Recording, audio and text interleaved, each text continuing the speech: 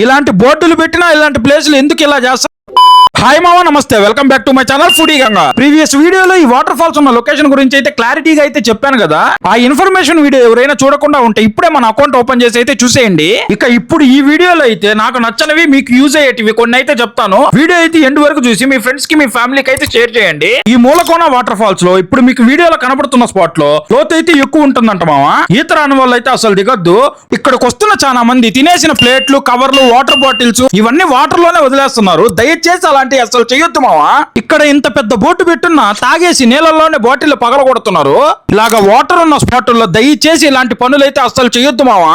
ఇంకో main matter ఏంటంటే మావా, ఈ ప్లేస్ కి మీరు రావాలనుకుంటే ఈ వాటర్ ఫాల్స్ కి రీచ్ అయ్యే 5 కిలోమీటర్ బిఫోర్ మట్టి రోడ్ అయితే వస్తుంది మావా. ఈ వీడియో చూస్తున్న మీలో ఎవరైనా ఇక్కడికి బైక్ లో రావాలనుకుంటే ఈ 5 కిలోమీటర్స్ మాత్రం కాస్త నెమ్మదిగా అయితే రండి. ఈ వీడియోకి అయితే ఇంతే మావా. సరే అయితే ఉంటా, నెక్స్ట్ వీడియోలో కలుద్దాం.